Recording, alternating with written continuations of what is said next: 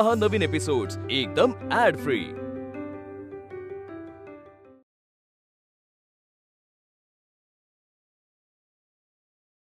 तुला शरू म्हणायचं का नंदा? काय विलक्षण खेळ आहे ने?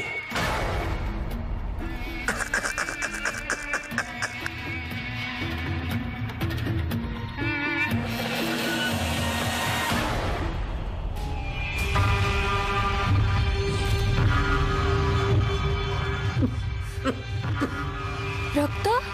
अरे रे, साध्या खोकल्यानं मरणार हा नाना नाही नाही, कधी काळी हा माझा देह होता।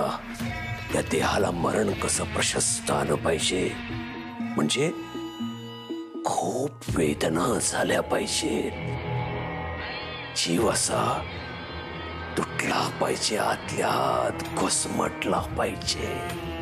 सांग कसा मारू याला? अंगात किडे पडून मरू दे हा, की याचा एक एक अवयव मी तोडून टाकू किंवा त्याची त्वचाच अशी सोलून काढली तर कसं वाटेल? मी तुला सोडणार नाही।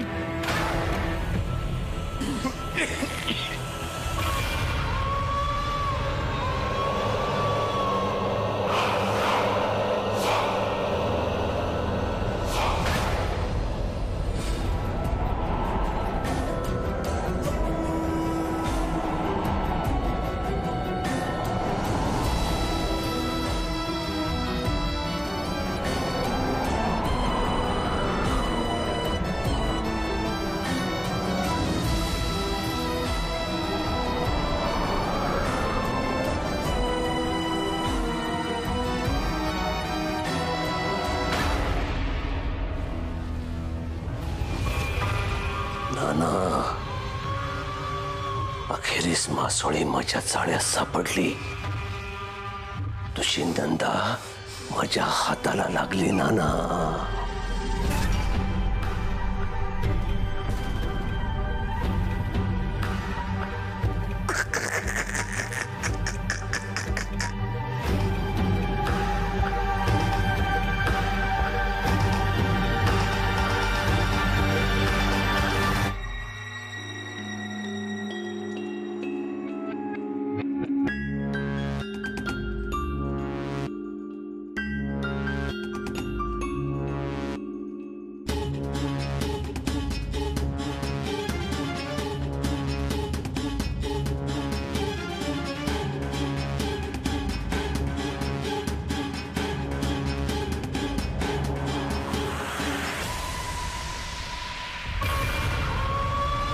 गिधाडाला डिवचायचं नसतं चिमणीने, पण तू डिवचलंस। मेल्यानंतर आपल्या मार्गाने जायला पाहिजे होतंस तू, पण नाही केलीस। त्या तुझ्या बापाच्या नानाच्या मदतीने माझ्यावर चाल करत राहिलीस काय? पण ठीक आहे, आता एवढं सगळं केलंच आहेस तर तुला मी संपवण्यासाठी कसलीही कसूर ठेवणार नाही नंदे। चल नंदे, पुन्हा एकदा नष्ट व्हायला तयार हो। कुकर्माय स्वाहा कुकर्माय इदं नमः। कुठे आहे मी इथे कशी आले? हे तुझं अखेरचं ठिकाण। या ठिकाणाहून तू दूर दूर जाणार, परत कधी न येण्यासाठी। आपली तोंड ओळख झालीच होती, मग आता शेवटची भेट नको का नंदा? या नरकात तुझं स्वागत आहे। अंतु, अंतु वाचा, अंतु, अंतु मला वाचव, अंतु।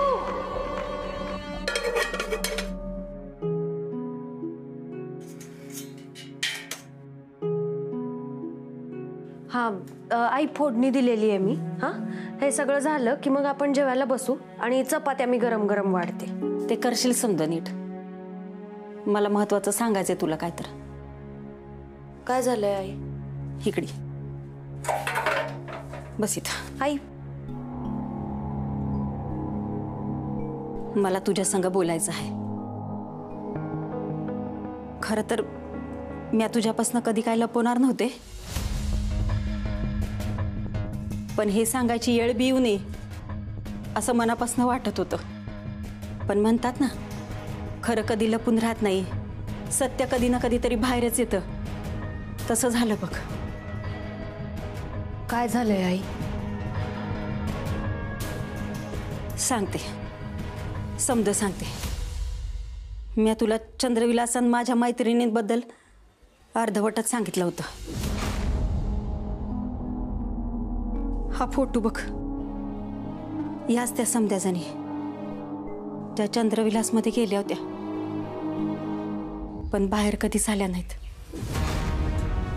त्यांच्या संग काय झालं कुणाला काहीच कळलं नाही, पण मी ऐकलीच वाचले. आई काय बोलताय तुम्ही? होय पोरी, आम्ही समध्या मैत्रिणी गप्पा गोष्टी समजा येळच्या येळी चालायचं. पण तो दिवस आमच्यासाठी भयानक होता. त्या दिवशी बाकीच्या मैत्रिणी अचानक गायब झाल्या. त्यांचा पत्ता आजपातूर लागला नाही. मी एकटीच परत आले. मी कशी काय वाचले ते बी एक कोडच आहे बघ. मी सुटून आले खरी, पण त्याचं कुणाला काहीच नव्हतं. पण एक रात्र मी आता चंद्रविलासमध्ये होती, म्हणून लोक माझ्याबद्दल काय काय बोलतात तुला तर माहितीच आहे. आई आई अहो काहीतरीच काय बोलू दे मला, नाहीतर परत हे समज सांगायची माझ्यात हिंमत नाही राहणार. मी वाचले खरी, पण आज ना उद्या तो तुला बोलवणार. कोण बोलवणार? चंद्रविलास. त्याची शक्ती लई अचाट आहे.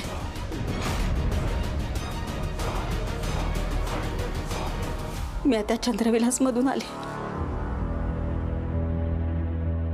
थोड्याच दिवसात पोटुशी राहिली,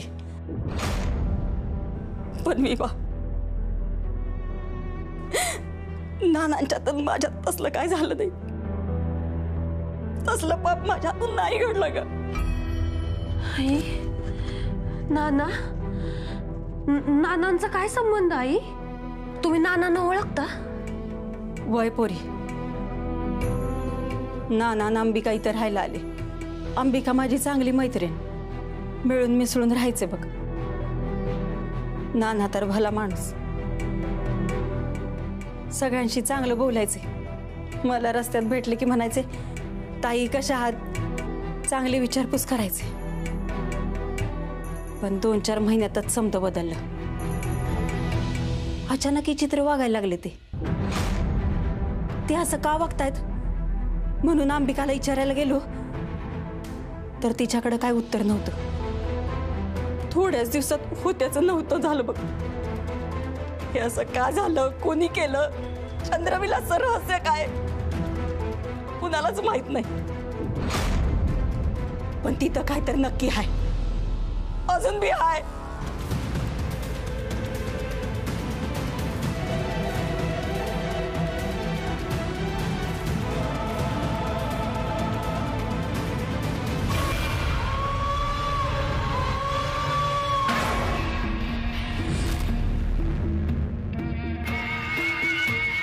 मी आहे इथे.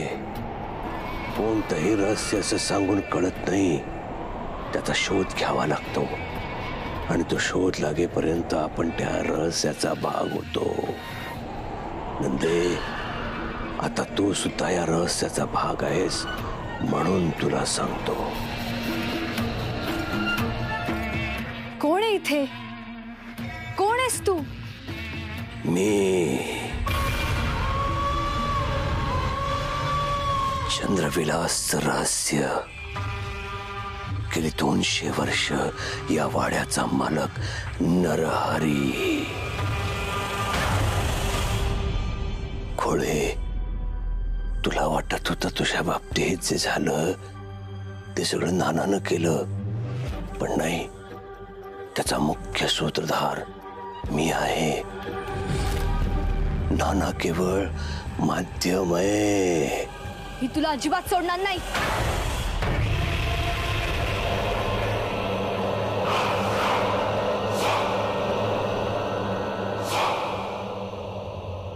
माझी इच्छा असेल तरच माझ्यापर्यंत पोहोचता येतं.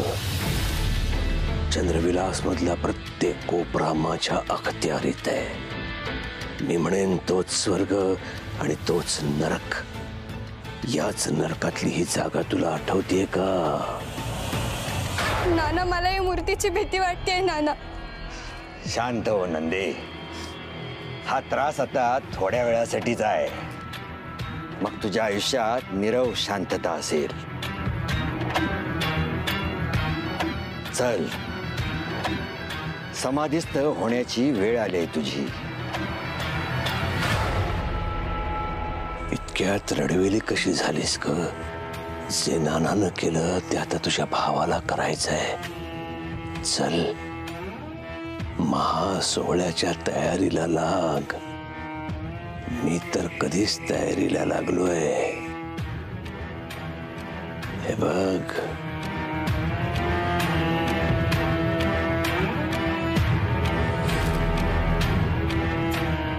नाही, मी तुला काही करू देणार नाही. मग मी नष्ट झाले तरी चालेल. ते तर तू होणारच आहेस ग. मीच तुला घालवणार आहे इथून. मलाही तेच हवंय. तू मला नष्ट करावंस म्हणजे या देहाला अपाय करशील. तुझ्या कुकर्माचं नख त्या देहाला लागेल. हे तुला चालणार नाही.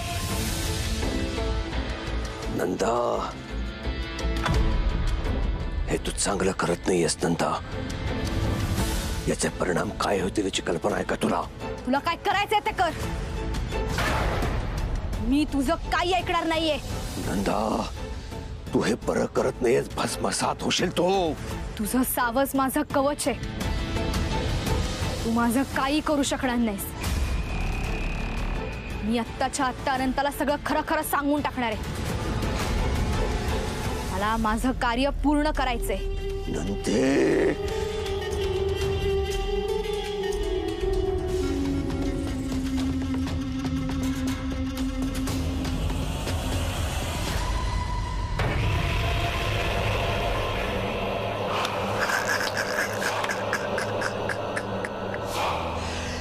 विसरलीस की काय नंदे? चंद्रविलास आहे हा. आणि चंद्रविलास मध्ये आलेली बाई कुठली स्त्री परत जात नाही. आई, तुम्ही जे सांगताय ते खरंच खूप भीतीदायक आहे. वय पोरी, तिथे एखादी स्त्री अडकली ना, तिची सुटका नाही. आई, आई पण हे नेमकं सगळं कधी घडायला लागलं? नक्की कधीपासून काय सांगता येणार नाही. नाना आणि अंबिका इथं राहायला आले त्या दिवशीच्या औषेपासनं, म्हणजे अघोरी औषेपासनं सगळ्या गोष्टी बदलल्या. कुणाला काय कळायच्या आताच अंबिका निघून गेली अचानक. ना आम्ही तिला हुडकायला गेलो, पण बाकीच्या गायब झाल्या आणि मी वाचले. आई, तिथं नेमकं काय पाहिलं तुम्ही?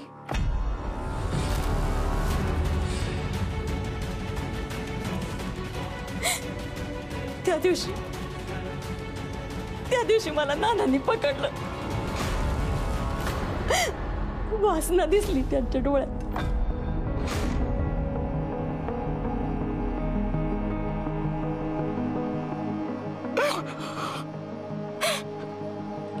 त्यांची नजर बदलली होती, पण त्यांनी माझ्या अंगाला हात लावला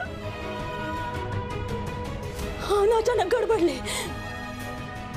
अचानक सोडून दिलं त्यांनी मला. म्हणाले जा, निघून जा इथनं, दूर जा, दूर जा इथनं, निघून जा.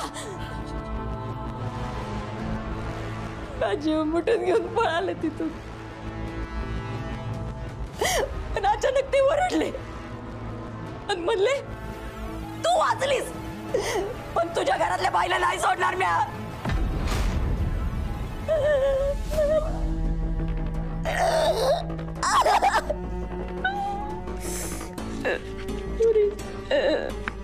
मी समजा अनुभवलंय अगं, म्हणून तुझी काळजी वाटते, म्हणून तुला सांगते का, ऐक माझं.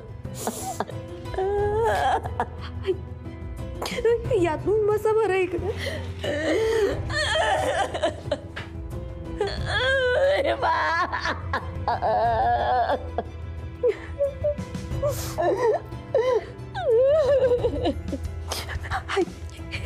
थांबा.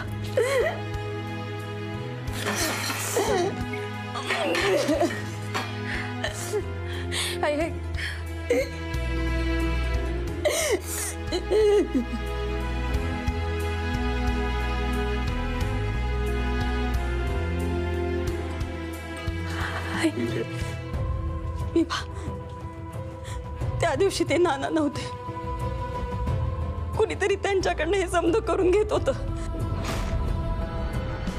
कुठली शक्ती त्यांना जबरदस्ती नाही करायला लावत होती.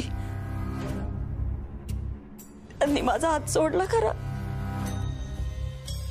पण त्यामागे वेगळं कारण होतं.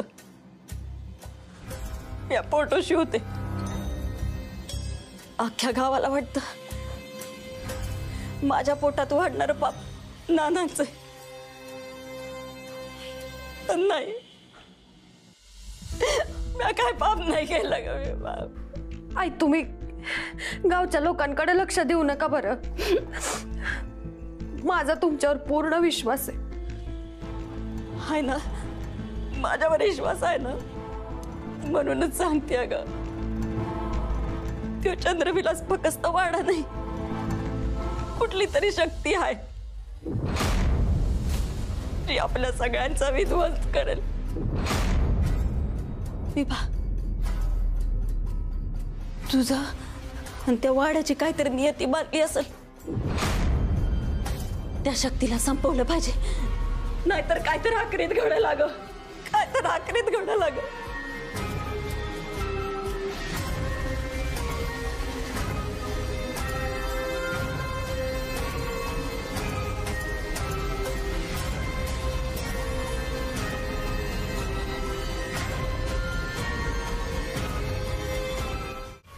शर्वरीच्या देहाचा वापर करून तिच्या आड लपून माझ्यावर हल्ला करतेस काय? पण लक्षात ठेव नंदे, जिथं मी माझ्या नातलगांना सोडलं नाही तर तुझ्या या फडतोच देहाची काय पत्रास. खोळी ग खोळी.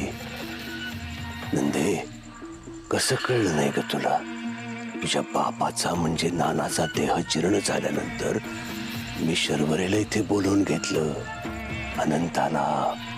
हा, म्हणजे समजा अनंताचं कुटुंब गेलं, पण दुसरे कुटुंब येणारच नाहीत असं थोडंच आहे. त्यांनाही शर्वरी सारख्या मुली असतील की. एक शर्वरी गेली म्हणून काही बिघडत नाही, दुसरी षोडशा येईलच. माझी शक्ती मला मदत करणार, मी अमर होणार.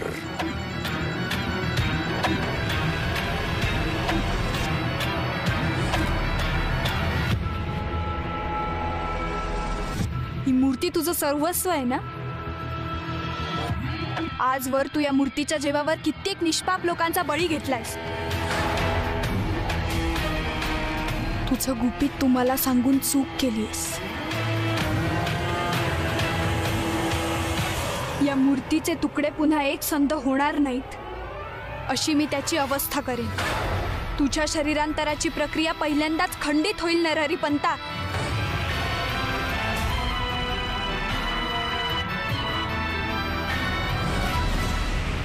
नाही नंदा थांब, नाही नंदा, नंदा नंदा नंदा.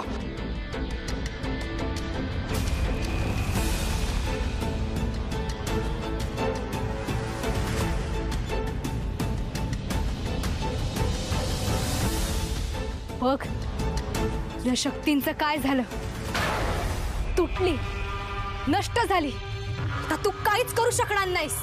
पृथ्वी, अग्नी, जल, वायू, आकाश तुमच्यात हे तुकडे समाविष्ट झाले तर 5 दिशांना 5 तुकडे केले. पंचमहाभूतानो असा सूड उगवलात माझ्यावर तर हे असं व्हायला नको होतं.